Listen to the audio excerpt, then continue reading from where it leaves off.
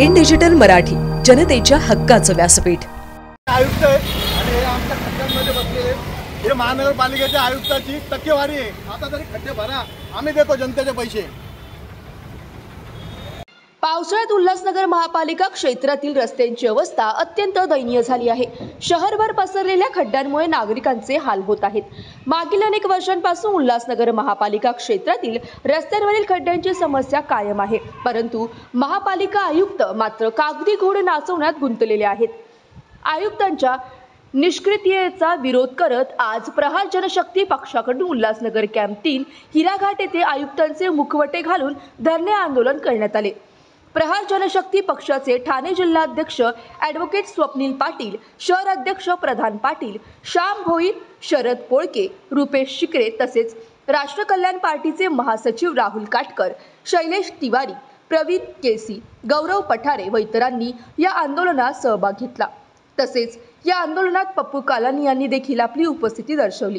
त्यांनी महापालिकेतील PWD विभागावर भ्रष्टाचाराचा आरोप करत रस्त्यांच्या कामांसाठी दिलेल्या कोट्यवधींच्या निधीचा गैरवापर झाल्याचे सांगितले। शहरातील रस्त्यांची अवस्था सुधारण्यासाठी तात्काळ उपाययोजना करण्याची मागणी त्यांनी केली। हे आंदोलन उल्हासनगरच्या जनतेचा वाढता संताप आणि त्यांच्या सुरक्षतेसाठी केलेले आव्हान आहे। महापालिका आयुक्तांनी आता तरी जागे होऊन नागरिकांच्या समस्यांचे निराकरण करावे अशी मागणी यावेळी आंदोलनकर्त्यांच्या वतीने करण्यात आली।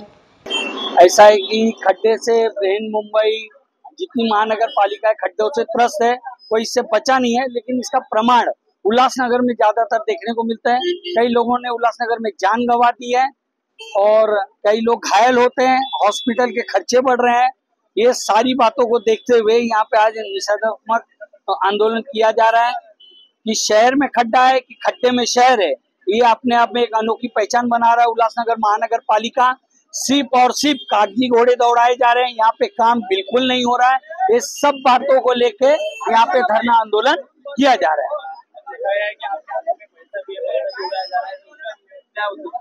पैसा इसलिए कि ये मैं कहता हूँ ये दो चीज हो सकती है। अभी आप आयुक्त से साहब से प्रश्न पूछे कि भाई आपको खड्डे के लिए आपने क्या किया, तो बोलेंगे इतने करोड़ की निधि दिया। जब ये निधि दिया है तो ये खड्डा क्यों है, और ये खड्डा है तो निधि कहाँ गई है? सारी टक्केवारी में पूरा हो गया है क्या? ये प्रश्न सबसे बड़ा है अपने आप में। आज भी आप कमिश्नर साहब से पूछो कि भाई उल्लासनगर में खड्डे को लेके आपने क्या उपाय योजना की है, तो बता देंगे इतने कोटि की निधि गए, ये हो गया, हमने ये सोलिंग किया, ऐसा करिए, लोगों को कोई तकलीफ नहीं होगी। और मैं बोलता हूँ अभी देखिए गणपति आने को सर पे है, खड्डे में पूरा शहर है।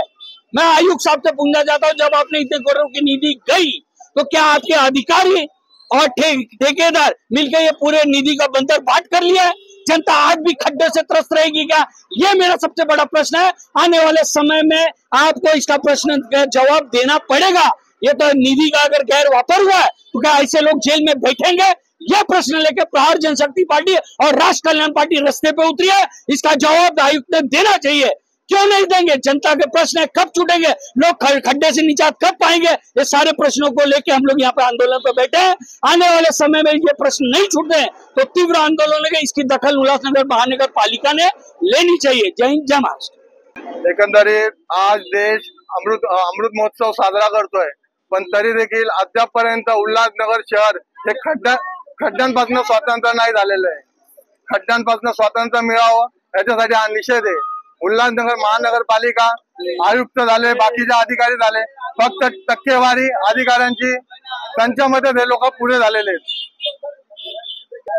उल्हासनगर महानगरपालिकेमधले जे आयुक्त आहेत त्यांच्यावरती मी तर बोलतो हे पूर्ण षडयंत्र रचून शहरातल्या जनतेचा जीवे मारण्याचा प्रयत्न करतात। असा कायदेशीर गुन्हा दाखल करायला पाहिजे। जे उल्हासनगर महानगरपालिकेमध्ये जेवढे खड्डे आहेत त्याच्यामध्ये रोज दिवसेंदिवस झाले ऍक्सिडेंट होत आहेत, कित्येक जण ऍक्सिडेंट मध्ये मयत पडतायत।